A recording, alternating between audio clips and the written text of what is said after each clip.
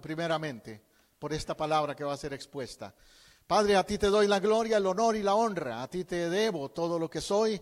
Yo, igual que Juan el Bautista, digo, me escondo detrás de la cruz para que tú seas exaltado, Señor. Es para tu gloria. Toma esta palabra, hazla fructificar, que toque alguna vida, algún corazón, alguien que lo necesite el día de hoy, aquí en este santuario y en otros lugares donde llegue. Gracias, Señor. Esa es la palabra tuya que es viva y es eficaz. Aleluya, aleluya. Sí lo creemos, sí, Señor. Hoy quiero hablarle y predicarle acerca de la segunda oración de Jesús. Quizás la oración más famosa de Jesús, lógico, que usted ha escuchado. Y si a cualquiera le pregunto, ¿cuál es la oración de Jesús? Me van a decir, el Padre Nuestro. Ya lo escuché por ahí. El Padre Nuestro.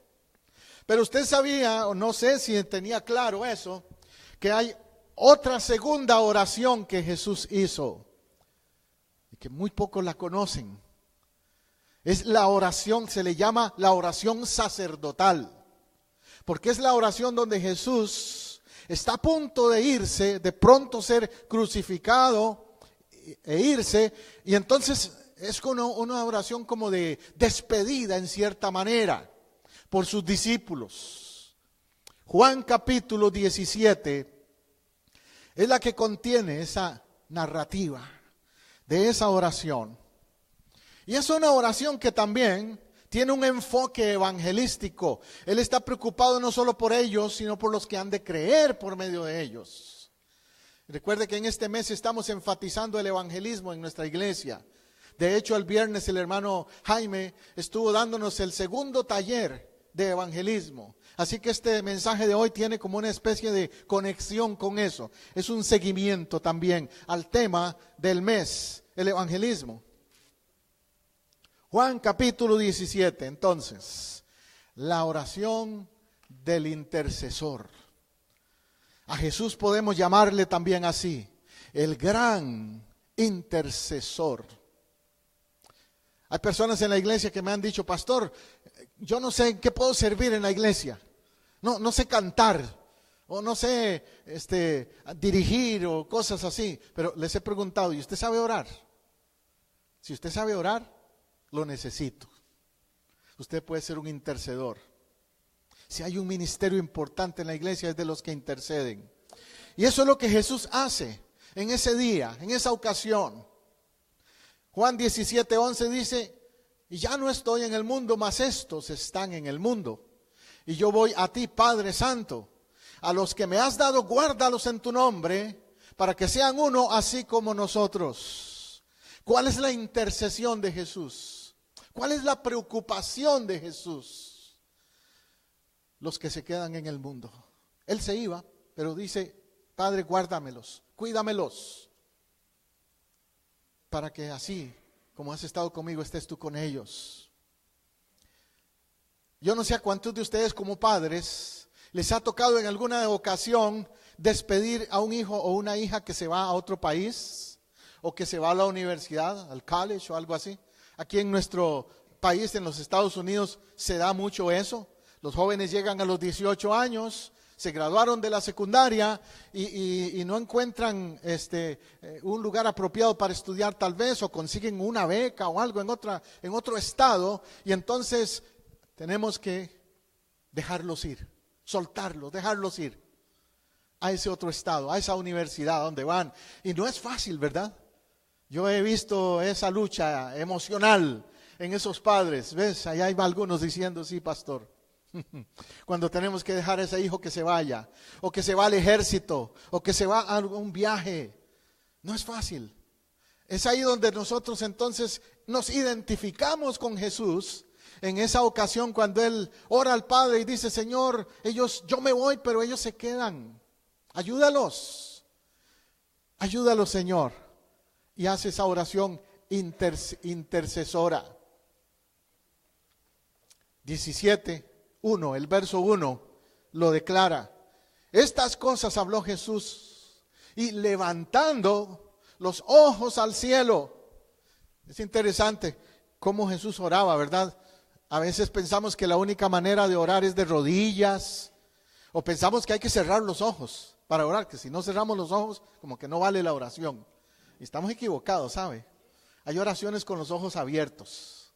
Jesús oraba con los ojos abiertos y oraba mirando al cielo, porque sabía que de ahí venía la bendición del Padre también.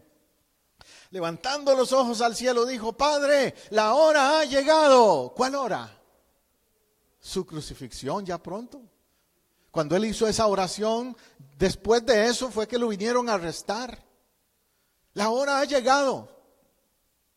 Esa entonces es una de esas oraciones de despedida que no nos gustan, como le dije, hacerlas. ¿Cuántos han estado en un aeropuerto despidiendo a un familiar?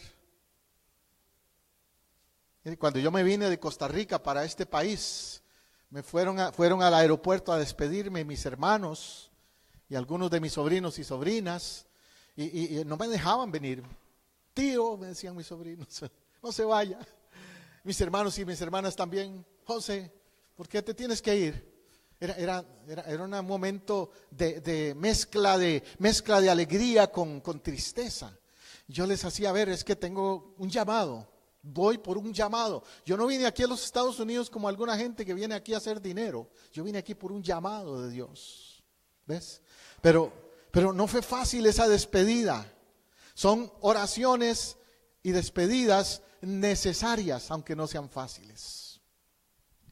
En este caso vemos como antecedentes el hecho de que Jesús estaba preparándose para lo que venía en la cruz. Antes de este evento, les lavó los pies a los discípulos. Fue cuando estuvo en el aposento alto y tuvo la cena con ellos y les lavó los pies y les dio cariño. En otras palabras, él sabía que pronto se iba a ir, entonces les dio afecto, cariño, les dedicó tiempo en esa ocasión.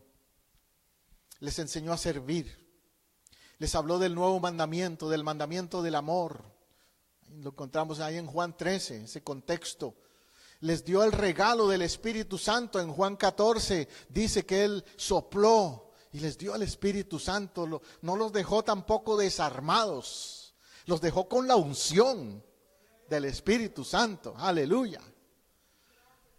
Fíjense todo lo que Jesús hizo antes de irse. Jesús no fue uno de esos que se va y deja todo tirado, no. Jesús preparó a esta gente, a estos líderes, a estos discípulos antes de irse. Un mal líder es aquel que se va y deja todo tirado. Un buen líder es aquel que prepara a quienes lo van a sustituir. Eso hizo Jesús. Entonces ya ahora en el capítulo 17, Jesús ora por ellos. Hace lo correcto. Les da como investidura espiritual antes de irse. Recuerde que después de eso es que irían al jardín, donde sería arrestado en el valle de Cedrón. Y en ese momento, pues, fue algo muy emocional también. Estaba un Pedro ahí que sacó la espada y le cortó la oreja a Malco, a uno de los guardianes. O sea, Pedro no entendía que era necesario ese arresto en ese momento. Y que Jesús iría en obediencia a cumplir un plan, un propósito. En resumen, esta oración es una especie de transición entre los discursos, los mensajes del aposento alto y la pasión de Jesús. Esta oración está en medio de esos dos grandes eventos.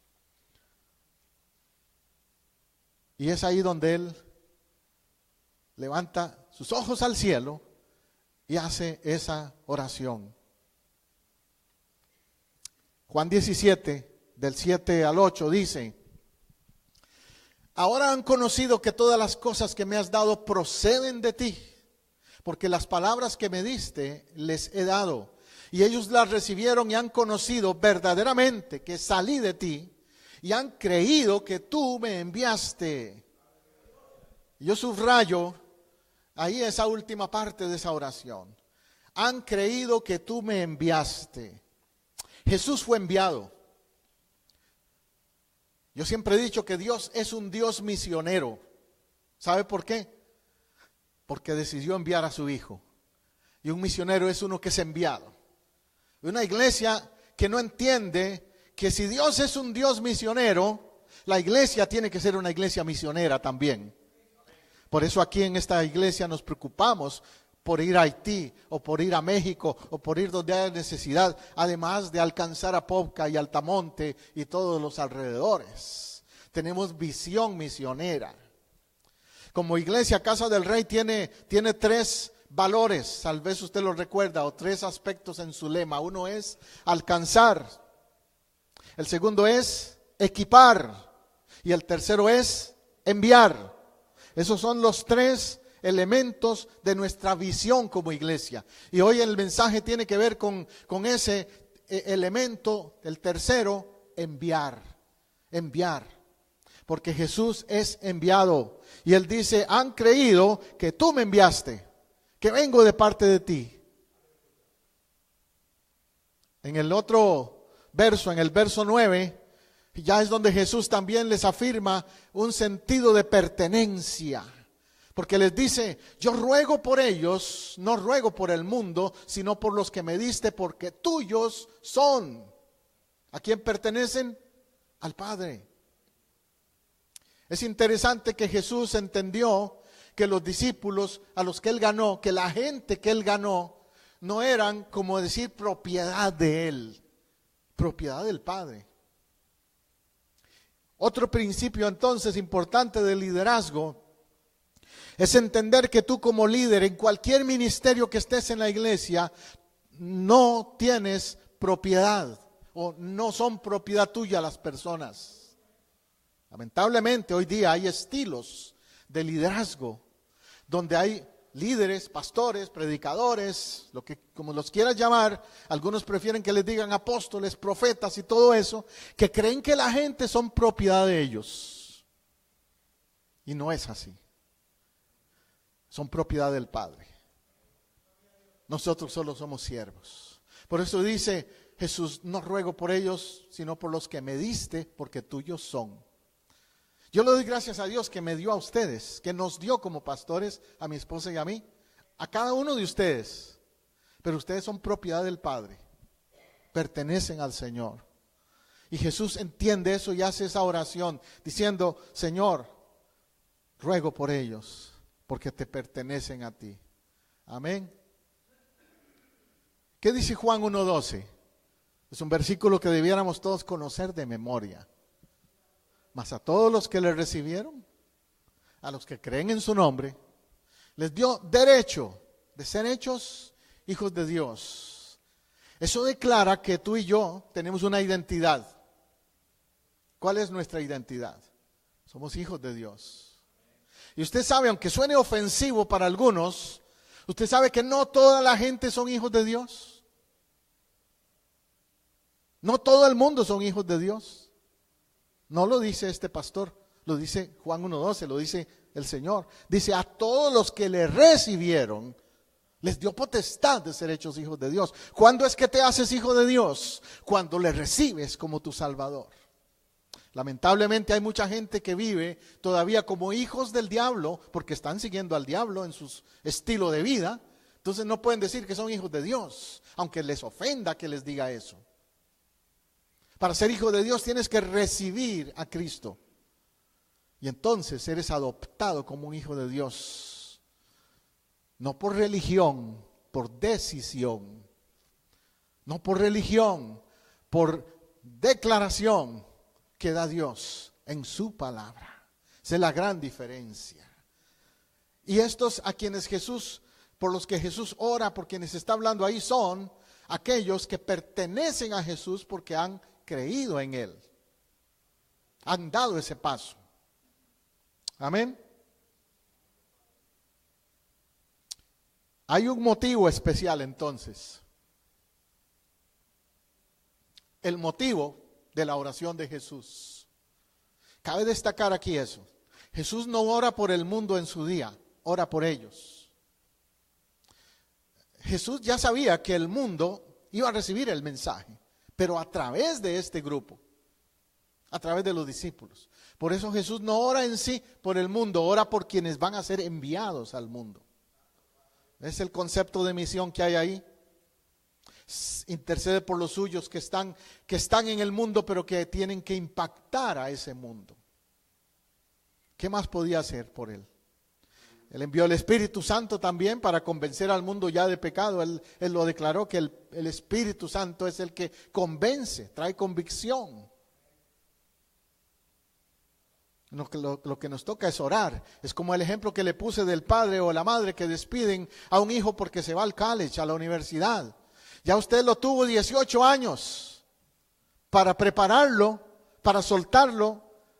Y ahora usted lo único que puede hacer es: Señor, confío en que lo que le enseñé, que los valores que le di, el ejemplo que le di, todo eso haga efecto. Y que cuando esté allá en UCF o en otra universidad por otro lado, se comporte representándonos bien como familia. ¿Verdad que sí? Y no es fácil. Eso es lo que Jesús está haciendo. Soltarlos, dejarlos ir al mundo, aunque fuera difícil en ese momento. Esa oración es una oración de despedida, por eso dije antes. Jesús sigue diciendo: y todo lo mío es tuyo, y lo tuyo mío. Fíjense cómo Jesús tenía una relación con el Padre de mutua cooperación, de mutua relación. También eso hace una gran diferencia en la iglesia. Cuando en la iglesia entendemos que no somos cualquier cosa, que todo lo que el Padre es y tiene nos lo ha dado. Aleluya. Y que todo lo que yo soy y tengo también no es mío, que va de los dos lados. Dios me ha dado, yo le doy a Dios de vuelta también lo que soy y lo que tengo. Porque a veces hay algunos que no han madurado, digo yo, en ese sentido, y que quieren ver a Dios como un dame, dame, dame, sin dar de parte de ellos. Y no funciona así, ¿verdad? Ahora Jesús sigue afirmando: ya yo no estoy en el mundo, ya no voy físicamente. Jesús dijo: yo estoy con ustedes todos los días, espiritualmente, pero físicamente dice: ya no voy a estar aquí. Pero estos están en el mundo y yo voy a ti, Padre Santo, a los que me has dado, guárdalos en tu nombre, para que sean uno, así como nosotros. La inquietud de Jesús es la unidad, la unidad. Jesús sabía que si este grupo de discípulos se mantenían unidos, iban a poder hacer más allá, alcanzar a miles de vidas, alcanzar a las naciones como Él les encargó en Mateo 11:28, id y hacer discípulos, alcanzando a todas las naciones. Pero ¿cómo iba a hacerlo este grupo si se desunían, si se dividían? Una de las estrategias más conocidas de un enemigo en una guerra es dividir al otro enemigo, al otro ejército. Satanás sabe que si logra dividir la iglesia, a los líderes de la iglesia, no van a funcionar, no van a alcanzar a nadie, no van a ser efectivos. Yo como pastor, al menos siempre que llego a una ciudad, me interesa conocer a los líderes, a los pastores que hay en la ciudad. Y así lo hice cuando vine aquí a Popca, por ejemplo, y en San Antonio, Texas, y en Virginia, y en otros lugares donde hemos plantado iglesias, Corpus Christi, todos esos lugares. Siempre busco a los pastores. Pregunto: ¿hay un concilio, hay una fraternidad de pastores aquí? Y me doy a conocer y les digo: aquí vengo a tirarme al mar a pescar junto con ustedes. No vengo a robarle peces a nadie, vengo a pescar junto con ustedes. Porque si hay una actitud de celos, que a veces la hay, de celos, de división entre los líderes, el enemigo va a lograr su propósito: neutralizarnos, que no demos fruto, que no sirvamos para el reino. Y no queremos eso. Jesús se preocupa por eso, que sean uno así como nosotros. Dentro de una iglesia local, dentro de Casa del Rey, hay diferentes ministerios. Pero todos estos ministerios que hay en Casa del Rey tienen que ser, ¿qué?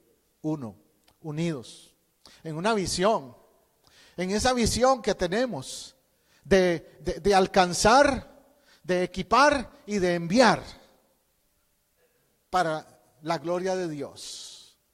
Si competimos para ver cuál hace mejor, cuál es mejor. Fallamos. No se trata de competir, se trata de glorificar a Dios y de hacerlo todo para Él. ¿Ves? Esa es la carga, la preocupación de Jesús. Juan 17:21, recuerda ese pasaje. Si eres líder, grábate ese pasaje. Para que todos sean uno, como tú, oh Padre, en mí, yo en ti. Que también ellos sean uno en nosotros, para que el mundo crea que tú me enviaste. O sea, para que el mundo crea, depende de la unidad que tengamos. Y eso se aplica a todo, ¿sabe? Aún en el matrimonio, aún en la familia, si hay desunidad, los hijos andan mal, el matrimonio anda mal. Tiene que haber acuerdo, tiene que haber unidad para que haya fruto, bendición, crecimiento. Y el objetivo por encima de eso también es que ninguno se pierda. Continuamos leyendo el versículo 12 de ese capítulo 17. Ahí dice, cuando estaba con ellos en el mundo, yo los guardaba en tu nombre, a los que me diste. Yo los guardé. Y ninguno de ellos se perdió. ¿Qué dice? Ninguno de ellos se perdió, sino el hijo de perdición, para que la escritura se cumpliese. ¿A qué se está refiriendo Jesús? ¿A aquel grupo de 12 iniciales con los que él empezó a trabajar? Y él dice, ninguno se perdió, solo uno. Es un buen récord, ¿verdad? De un grupo de 12, solo uno se perdió. Es una lástima. Pero ¿qué nos indica eso? Que en todo grupo puede haber alguno que se pierda. Pero que el objetivo debe ser que ninguno se pierda. Va a ser difícil evitar que alguno se pierda. Yo como pastor me identifico con Jesús cuando declaró eso. A mí me ha dolido cuando sé que alguien que estuvo bajo mi pastorado se aparta del Señor. Me duele mucho. Pero entiendo que si el mismo Jesús tuvo esa experiencia, no estoy exento tampoco de que alguien decida apartarse en algún momento. Qué bueno que puedo decir como Jesús, que si lo llevo a una escala de 12, solo uno se ha perdido, porque la mayoría de los nuevos creyentes que por la gracia de Dios hemos alcanzado para Cristo, mi esposa y yo en muchos años de ministerio, la mayoría están firmes, y algunos hasta son pastores y líderes también, pero han habido algunos que se han apartado. Hay uno por ahí que hace poco me encontró en Facebook, no voy a mencionar el nombre por si me está escuchando o me ve, pero él sabe. Un hermano que cuando lo conocimos allá en Nicaragua, para que le sirva de pista, cuando lo conocimos era un tremendo hombre de Dios, un talento increíble con la guitarra, con la música, pero pasó algo en su vida, se desanimó y se apartó. Y siempre por ahí de vez en cuando aparece en el Facebook y me saluda. Y yo le vuelvo a decir, mira, tú tienes un llamado, tú tienes un don, tienes un talento, no lo olvides. Te amo, mi hermano. Bueno, en el caso de Jesús, el que se perdió fue ¿quién? Judas. ¿Jesús no le dio amor a Judas? ¿Jesús trató mal a Judas? ¿Jesús no le dio liderazgo a Judas? Analiza eso. Sí lo hizo. Le dio amor, le dio cuidado igual que a los demás, le dio liderazgo, comió con él, pero decidió irse.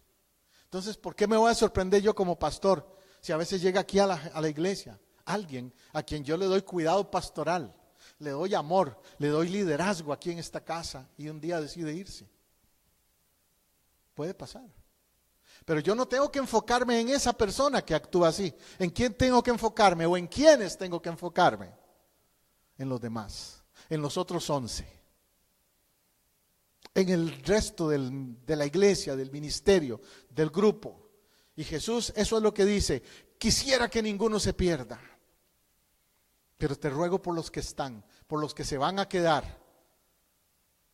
Y que no les afecte, no los contamine Judas, sino que ellos sigan adelante, a pesar de lo que pasó.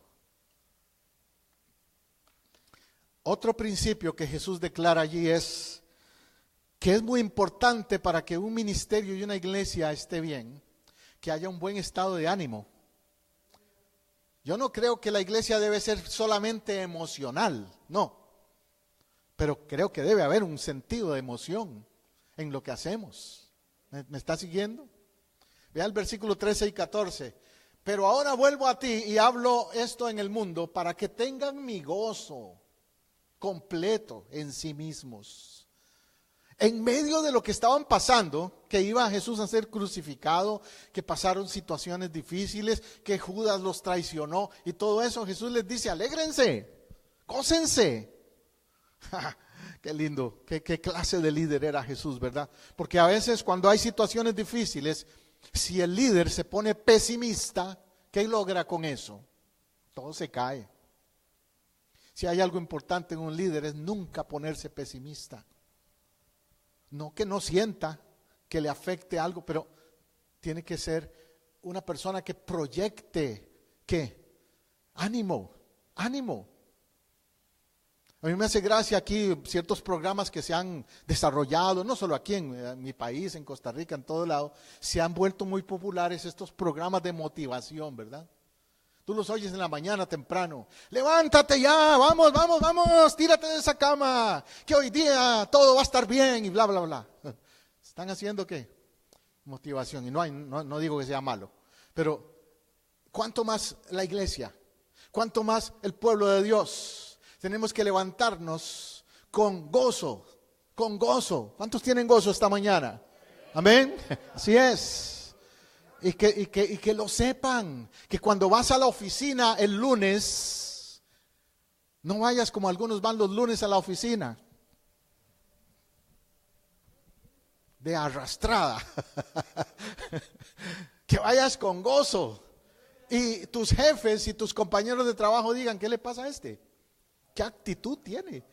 Aquí estoy listo para trabajar. Qué bueno, Dios me dio un día más y una semana nos espera de provecho en esta empresa. Y cuánto más como iglesia nos espera una semana de victoria, de triunfo, de gozo, gozo, gozo. ¿Se acuerda de aquel corito? Gozo, gozo, gozo yo quería, pero lo buscaba donde no lo había. Pero vino Cristo el dador de la vida y me dio del gozo del que yo quería. ¿Se acuerdan? Esa es la actitud, ese es el gozo que Él da. Y les dice Jesús: yo oro por eso, para que ustedes no pierdan el gozo. Que nadie te robe el gozo. Que nadie te robe el gozo. Tenga eso claro, como discípulo, como seguidor del Señor. Ahora leamos el versículo 15 de ese versículo, de ese capítulo 17 que estamos leyendo. El versículo 15 dice: no ruego que los quites del mundo, sino que los guardes del mal. Y ahí pongo una nota que dice: la sobreprotección no es buena. ¿Cuántos padres aquí son sobreprotectores? A ver, no lo niegue. Los hay, ¿verdad? Es una tendencia, yo lo he hecho también, y todos los padres tendemos a ser sobreprotectores.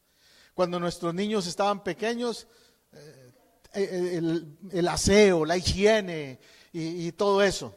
Que el otro día comentaba con alguien de ese tema y me decía: mira, José, ¿te acuerdas que cuando tú y yo éramos chicos, cuando éramos chiquitillos, jovencitos, qué no hacíamos en las calles si no nos enfermábamos? Pero hoy día los padres a los hijos no los dejan, pero ni abrir una puerta, van detrás de ellos. Si abrió esa puerta, van detrás de ellos con un wiper, con un limpiador, a limpiar la puerta, a limpiarle las manos rapidito porque tocaron esa puerta.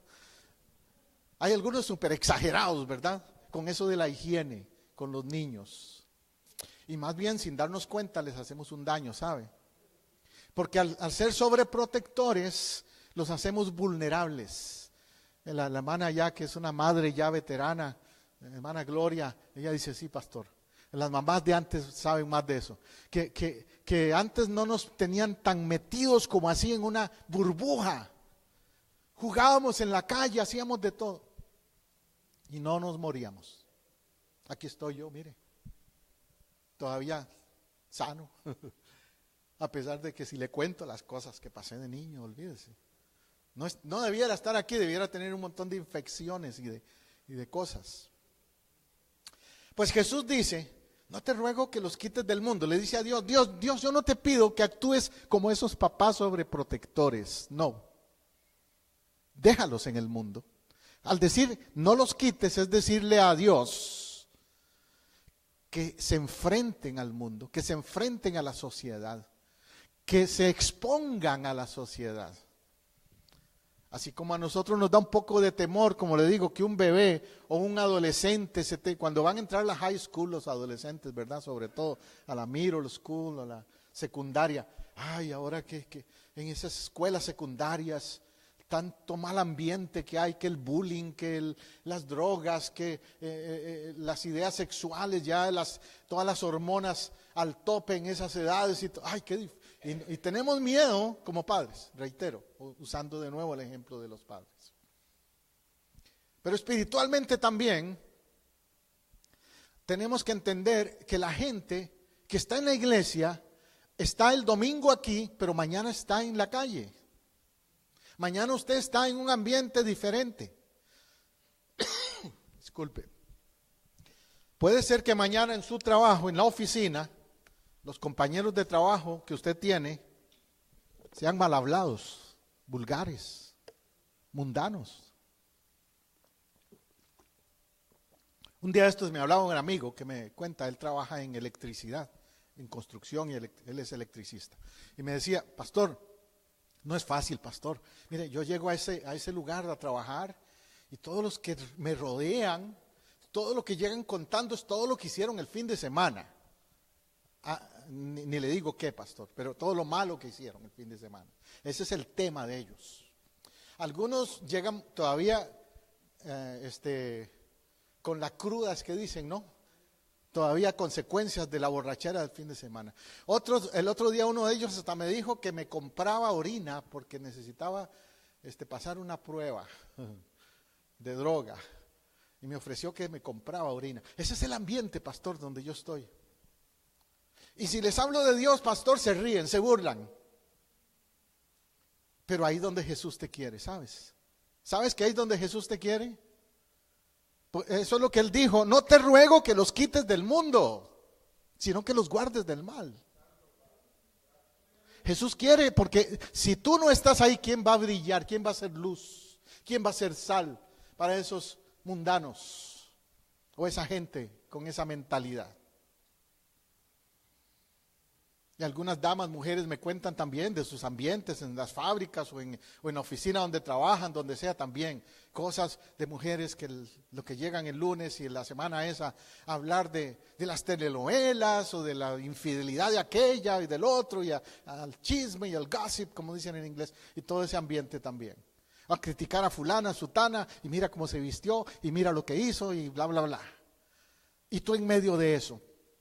Pero Jesús dice, no te ruego que los quites del mundo. Te quiero ahí. Para que tú seas diferente, para que tú muestres cómo debe ser una mujer de Dios en medio de ese ambiente. Amén. No te ruego que los quites del mundo, sino que los guardes del mal. Que sepan tomar buenas decisiones. Yo les he contado a ustedes el testimonio de una época, porque usted dirá, pastor, muy fácil para usted que es pastor y que entre semana no está en ese ambiente. No, yo he trabajado en lugares así también, que no son cristianos. Me acuerdo una ocasión cuando estaba trabajando en turismo, trabajaba con una agencia de turismo en Costa Rica, yo era guía de turismo y trabajaba en hotelería y todo eso. Y en ese ambiente hay de todo, ahí pasa de todo. Y tenía un compañero de trabajo que siempre estaba como tirándome, como dicen, zancadillas, a ver si yo caía. Y venían esas turistas ahí mal vestidas y todo eso que iban para la playa, ¿verdad? Y él se ponía, mira José, mira qué mujerón, y que aquí, que allá, y se ponía a provocarme, ¿no? A ver si yo caía. Y me vas a decir que no te atraen, y me vas, no. Y se vivía tentándome, usándolo el enemigo para hacerme caer. Bueno, yo siempre le daba testimonio, me cuidaba de no seguirle el juego, le hablaba de Dios y todo eso. Cuando me iba a venir para Estados Unidos, unos años después, un par de años después fue eso, yo duré 2 años en Costa Rica antes de regresar, y este muchacho un día se me acerca Y me dice, me dijeron que te vas, José. Sí, sí me voy, ya me dieron la residencia. Te vas. Qué lástima, José, me dice. Y digo yo, ¿por qué? Porque tú me estabas influenciando. Y yo me quedé pensando, wow, ¿qué tal si yo no me hubiera cuidado en mi testimonio? En cómo reaccionaba cuando él me decía cosas. Y me ponía al mismo nivel de él. ¿Qué influencia hubiera sido? Más bien hubiera dicho así, si así son los evangélicos o los cristianos, no quiero nada con ellos, soy igual que nosotros. Y no lo digo por vanagloria, sino como testimonio y hacerle ver a usted que yo he estado ahí también. Yo sé lo que es estar en esos ambientes. En otro trabajo donde yo era dibujante, era el diseñador gráfico allá en mi país también, antes de venir a Estados Unidos. Igual andaban los compañeros entre todos pasándose una revista, era una revista de Playboy, que andaban pasándose todos por ahí. Y llegaron donde yo estaba en la mesa de dibujo y me la enseña así. Uno de mis jefes llega y la abre y me la enseña. Todos los demás andaban riéndole al jefe cada vez que le enseñaban la revista. Yo me quedé serio. La miré así, vi lo que era y volteé mi cara y me quedé serio. Y seguía haciendo mi trabajo, mi dibujo que estaba haciendo, el arte. Él se quedó como sorprendido de que yo no le reaccioné riéndome o si era mi jefe. Y de pronto cambió su color, se puso colorado. Cerró la revista y se fue rapidito. Después me llama a la oficina y digo, ya está, me van a despedir. Me llama a la oficina el fin de semana para darme el cheque. Y yo dije, seguro me das, este es mi último cheque. Y me dice, José, yo quería decirte algo también, ahora que te estoy dando tu cheque de pago.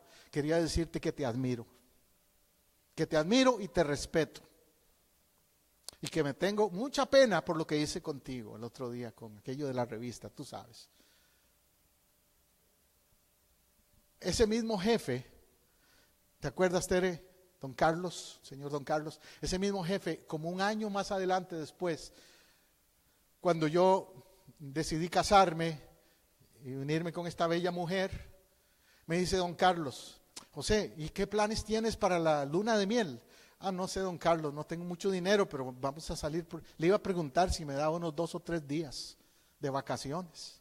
No, es que José, yo quería decirte que yo tengo allá en un lugar que se llama Mata de Limón, en Costa Rica, tengo en Mata de Limón una cabina, que casi nunca la uso.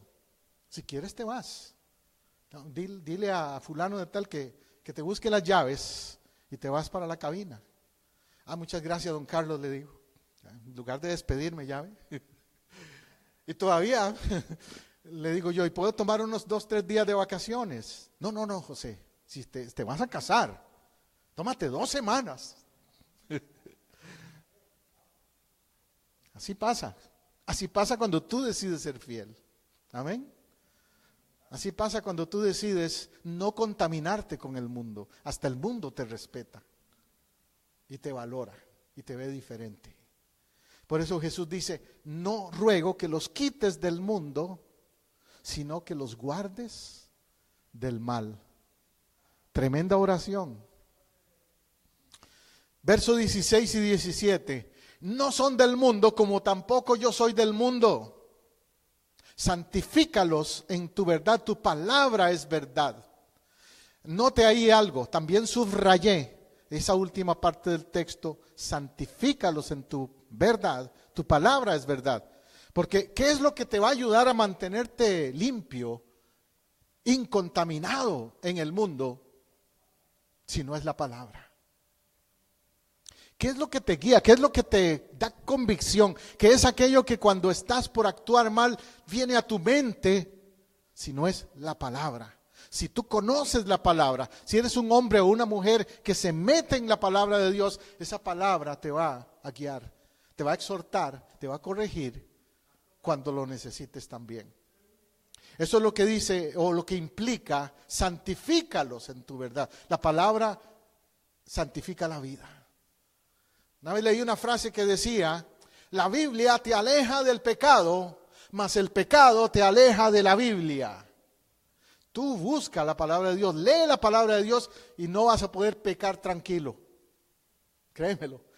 Cuando la conoces la palabra no vas a poder pecar tranquilo. Pero aléjate de la Biblia, aléjate de la palabra de Dios y entonces sí, va a venir a tu mente más bien todas las cosas que no son de la Biblia, más bien. A decirte, no, pero si tú te lo mereces, disfruta, vacila. Vete de vacilón, vete de parranda por ahí. Pero no te va a hacer ver la convicción que el Espíritu Santo da. Entonces, esta es una oración importantísima. Esta oración de Juan 17, esta segunda oración de Jesús. Él ora por su iglesia, Él ora por los que están ahí, los que van a venir también. Fíjate en este otro texto, el verso 20, 21. No ruego solamente por estos. ¿Quiénes son estos? Los 12. Pero Él no está orando solo por ellos. Fíjate cómo dice, sino también por los que han de creer en mí, por la palabra de ellos. Yo siempre que alguien viene nuevo a la iglesia y oro, yo siempre oro igual que Jesús. Señor, te ruego y que bendigas a esta pareja, a este matrimonio, pero también a los que han de venir por medio de ellos. Porque yo sé que ellos van a ser usados por ti para traer a sus familiares. ¿Te acuerdas en Texas, mi amor, un caso que tuvimos de un señor tejano allá, el hermano Galván? Este hermano vino un día a la iglesia, él se convirtió. Hermano de allá de tejano, así con su sombrerote tejano y unas botas. Y él era puro tejano de verdad. Y yo decía, wow, mira Señor, si tú lo cambiaste a él, me cambias a mí a cualquiera. Porque era un hombre de esos bien macho, bien así. Andaba pistola y de todo, te digo. Porque él me dijo que él había sido inclusive coyote en la frontera. Y que él era ese tipo de persona. Él se convirtió al Señor. El punto es que este hermano Galván me dice, pastor, ore por mí. Yo quiero empezar a venir a la iglesia y ore por mi esposa. Está bien, oré por él. Ese día no estaba la esposa. Me dice, el domingo próximo vengo con mi esposa y mis hijos. Yo me imaginé que iba a venir él y unos 2 muchachos por ahí. Cuando veo que entran como 3 o 4 familias. Y me dice, pastor, este es mis 2 hijos, mi hija, los yernos, las nueras, los nietos. De pronto se llenó la mitad de la iglesia, la mitad del templo se llenó con solo esa familia.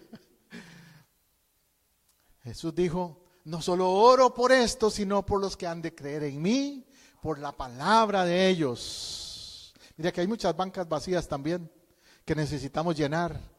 Y yo oro por esas bancas, oro por ustedes y por los que han de creer por la palabra de ustedes. Para que todos sean uno, como tú y yo, dice Jesús. Para que sean uno, para que el mundo crea que tú me enviaste. ¡Qué oración! Una oración pastoral, una oración poderosa, poderosa. Ahora hay una realidad en el mundo, hay una realidad. Muchos dicen que conocen a Dios, que saben de Dios, pero no han entendido a plenitud quién es Cristo. Entonces también la oración de Jesús es por los que han de creer. Jesús dice que un día Él quiere ver, como consecuencia de que tú creas, que otros crean. Tu reto, el reto mío, el reto nuestro como iglesia, es influir en otros. Como me dijo ese ex compañero de trabajo allá en Costa Rica, tú me estabas influyendo. Nuestro reto es influir en esos que todavía dicen que creen, pero que no están en el camino. ¿Verdad? Porque sin Jesús no hay salvación, no hay vida eterna. Alguien te puede decir, yo tengo esta religión. Hermano Jaime está dándonos unos talleres de evangelismo. Y en el próximo taller vamos a hacer ejemplos de eso. De alguien que tal vez nos diga, no necesito ese evangelio. Yo ya tengo una religión. ¿Qué le respondes? ¿Cómo le explicas? De que no se trata de religión. Tú puedes tener religión, pero si no tienes relación con Dios, de nada sirve. Tienes que tener relación con Dios para encontrar verdadera vida eterna. Otro verso más, otros 2 versos en ese contexto, dice Yo les he dado la gloria que me diste, verso 22 y verso 23, para que sean uno, así como nosotros somos uno, yo en ellos y tú en mí, para que sean perfectos en unidad, para que el mundo conozca que tú me enviaste y que los has amado a ellos, como también a mí me has amado. Aquí lo que me llama la atención es que el mundo lo que observa de la iglesia es si se aman o no se aman. La gente no viene a un templo porque el coro cante muy bonito, o porque las bancas sean muy cómodas, o porque el estacionamiento sea muy amplio, o porque tengan aire acondicionado. La gente viene y se queda en una iglesia si ve en esa iglesia que se aman. Ese es el motivo. Eso es el atractivo que va a hacer que alguien venga a una iglesia y se quede en la iglesia. El mundo está vacío de amor. El mundo está vacío de relación genuina. Y eso es lo que están buscando. Por eso esa oración de Jesús es fundamental. Dice que sean perfectos en unidad y que los has amado a ellos como a mí me has amado. Es unidad y amor. Dos ingredientes fundamentales. Ya entrando a la parte final, el verso 24 dice: Padre, aquellos que me has dado, quiero que donde yo esté, también ellos estén conmigo, para que vean mi gloria que me has dado, pues me has amado desde antes de la fundación del mundo. Aquí lo que quiero hacer sobresalir es que Jesús quiere que estés con Él y que quiere compartir su gloria contigo. Es decir, que eres coheredero o coheredera de lo que Jesús tiene. Yo no sé hasta dónde tú valoras eso, hasta dónde tú entiendes lo que implica tener relación con Jesús, en el sentido de la herencia que tienes en Él. Él dice: quiero que estén conmigo para que vean mi gloria. Recuerden, en ese tiempo los discípulos no vieron la gloria. ¿Qué vieron? Aparente derrota. ¿Qué vieron? El Calvario.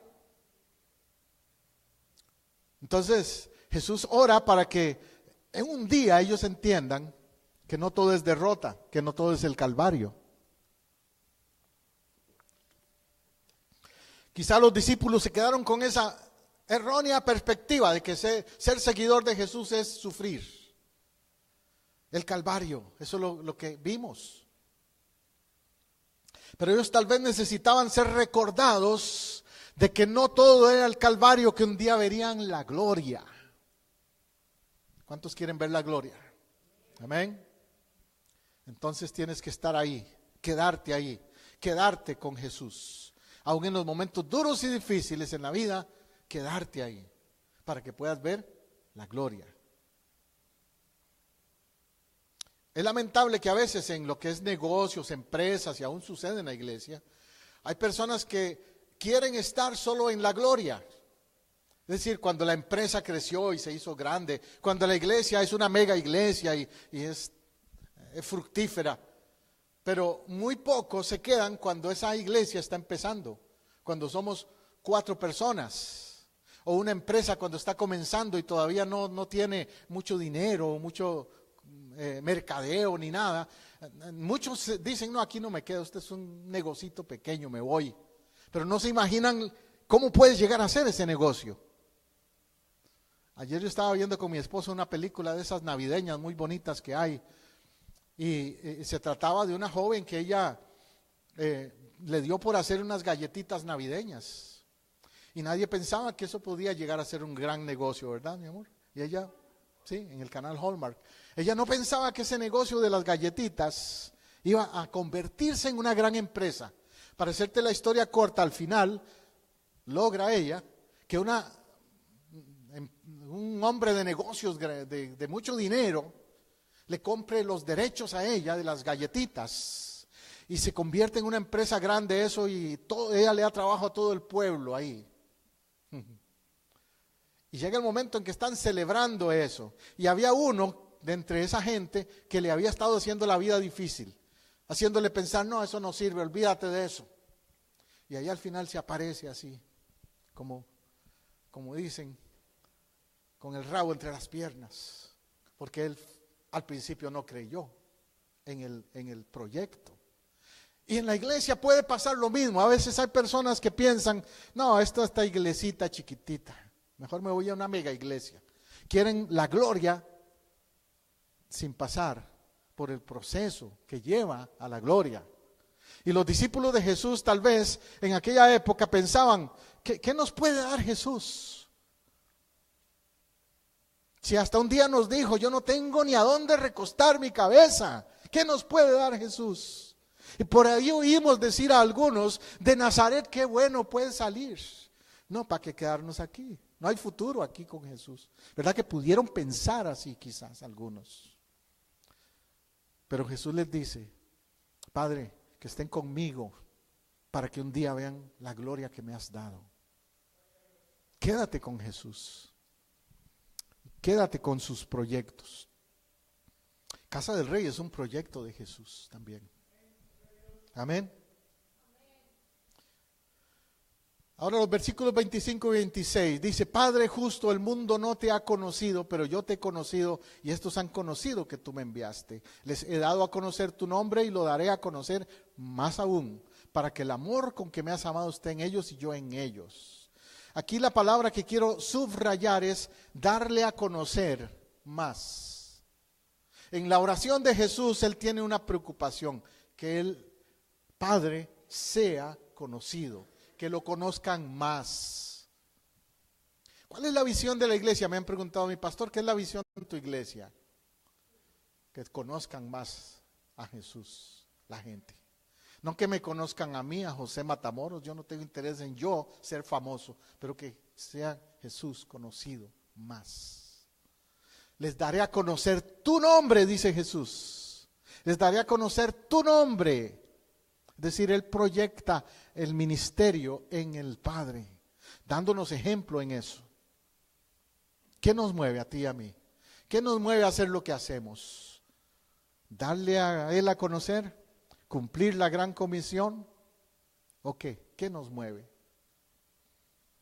Así que ya terminando, grábese esa palabra. Juan 17:15. Juan 17:15. No te pido que los quites del mundo, sino que los guardes del maligno. La intención de Dios es que seas un instrumento para Él en el mundo. Amén. Esa es la intención de Dios. Oremos. A ti, Señor.